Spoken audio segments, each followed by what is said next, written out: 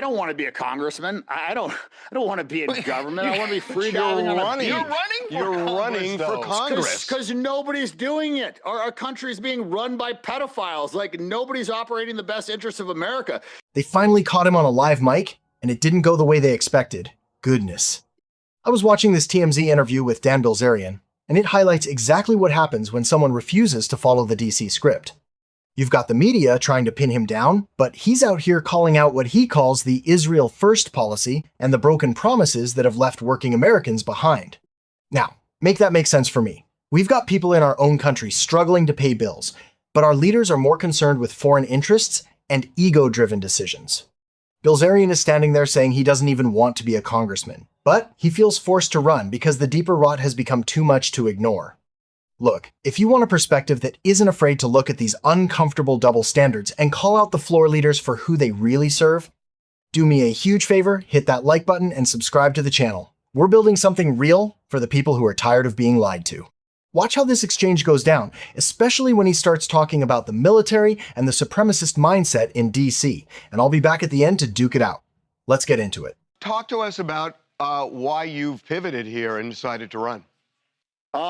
I just don't feel like anybody in government is doing what is in the best interest of Americans, and I feel like they are doing what is in the best interest of themselves, and you see that with Trump. I feel like every decision that Trump makes is based on what is best for him and his ego.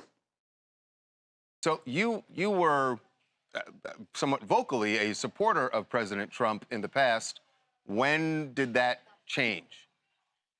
Well, I think when he lied about every single thing that he said that he was running for, right? Like, this is not America first. It's been Israel first. And he just has broken promise after promise. And that, to me, is really the crux of the issue. Like, in my friend group, if you lie one time, your word is gone. It's shot. Nobody trusts you. And I've watched Trump lie to us over and over and over again. I mean, what did this idiot tell us? He said that we had already won the war. He told us that we had complete air superiority, that we could just fly anywhere we wanted. What did they do? They shot 3 of our planes down. Everything about this war has been a complete failure. And then he completely capitulated and accepted every single one of Iran's terms. I mean, he is going to allow them to have full control of the Strait of Hormuz. Not that he had a choice, but he's lifting all sanctions. We're paying them reparations. He's lifting all sanctions from anybody that was supporting Iran.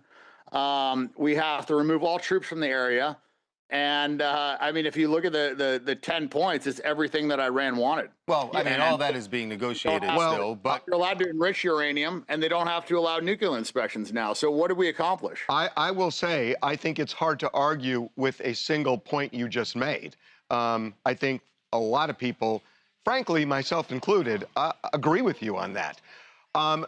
There's another element to this, which is Israel, and you mentioned Israel.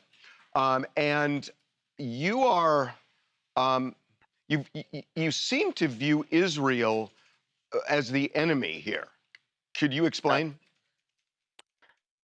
Well, I mean, they're a terrorist nation. They were founded by terrorists, and they've been committing terrorism since their inception. I mean, and prior to their inception, they bombed the King David Hotel. They poisoned Palestinian wells. I mean, they've been a disaster. I mean, the Haganah, the Irgun, and the Stern Gang is what comprised the IDF, and those were all designated terrorist organizations. So, and the leaders of those organizations went on to become prime ministers of Israel. So this is a country that was founded on terrorism. They've been committing terrorist attacks. They've been committing a genocide, and we're paying for it to our own detriment, and they're dog walking us into wars. So yeah, I don't know how you could ever view them as an ally. They've attacked U.S. warships. I mean, I don't know if you're aware of the different false flag attacks that they've committed, but it's been numerous. The Lavon affair, I mean, they bombed U.S. cinemas and British cinemas and libraries, trying to blame that on the Muslim Brotherhood. I mean, Dan, I'm sorry, I just wanted to, because I know that some of the things you're talking about, and those are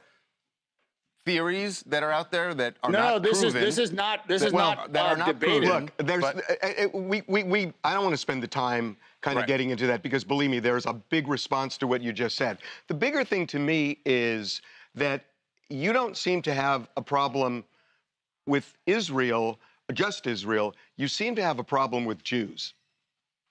Well, I mean, that's a ethnocentric state, and it's being run by Jews. Well, and that's I think okay, that, but hold on. Let's Let's talk about the Jews in the United States, not in Israel. Okay. You so you're called running against Randy Fine. You the called your congressman. opponent this fat Jew. So he's not from Israel, but you called a guy in Florida this fat Jew. How is that not anti-Semitic? Well, he's a Jewish supremacist, and he puts Israel before America, and I think that he should be tried for treason. This fat Jew is anti-Semitic. Yes. Dan.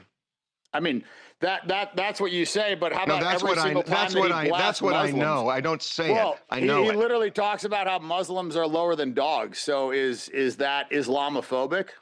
Yes. Yes. Yes, it is, and that wouldn't be. That's not appropriate for him to say either.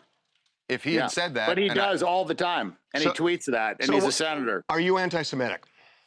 No, I'm not anti-Semitic. I think that that's kind of a made-up term. I think the Palestinians Is it are the a real made-up Semites. term? Yes, because if Made you up look by- at what was if you look at what a Semite Was is, Hitler the anti-Semitic? What's that? Was Hitler anti-Semitic?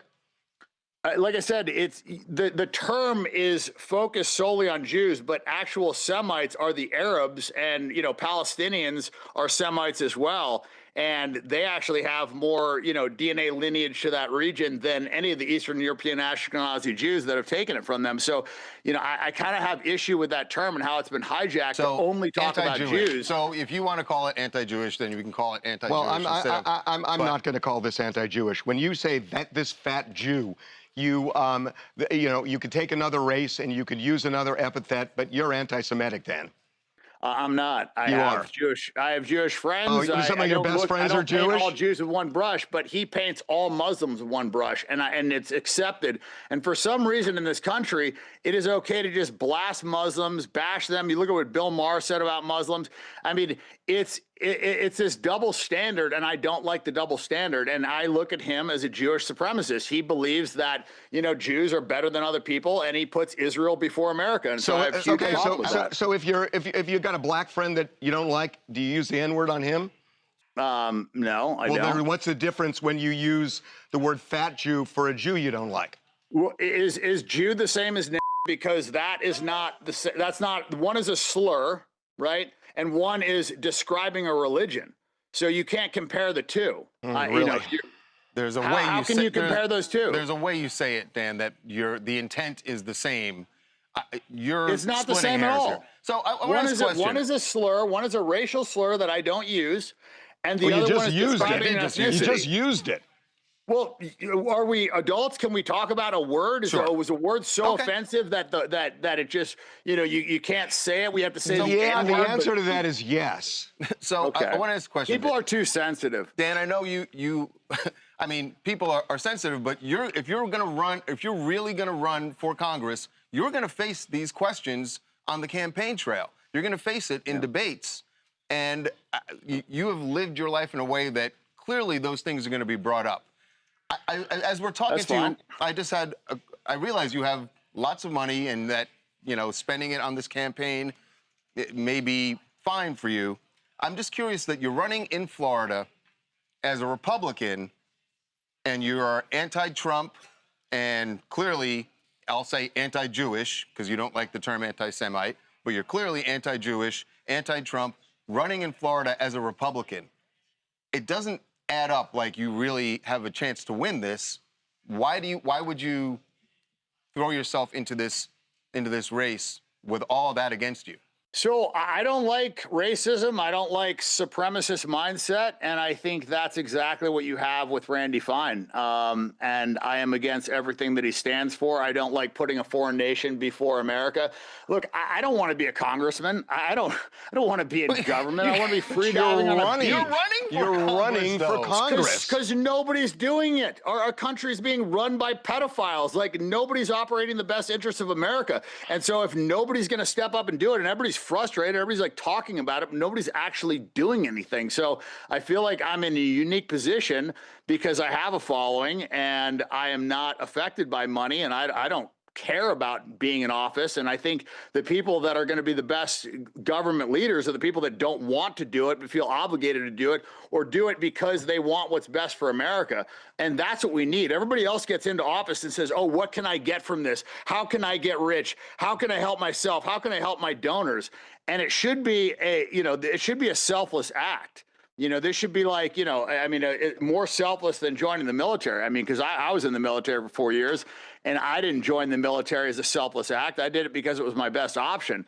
I'm doing this because I want to help the country. Okay. Did you hear that? I don't want to be a congressman. That is the most honest thing we have heard from a candidate in a very long time. Bilzerian is admitting what we all feel. The system is so broken that the only people who should be in charge are the ones who don't even want the job. He's talking about a total shift in priorities. He's calling out the $631 billion war tax and the way our leaders put foreign nations before the material needs of the American people. And look, he's right about the double standard. Why is it okay for some leaders to blast one group of people while others get a total pass? It's a symptom of a system that has left everyday Americans feeling like they have zero representation. It's time for us to grab our own. Because whether it's the floor leaders or the media establishment, their first allegiance is to the status quo, not to your household. Bilzerian is pulling the emergency brake on the whole machine and saying, enough is enough.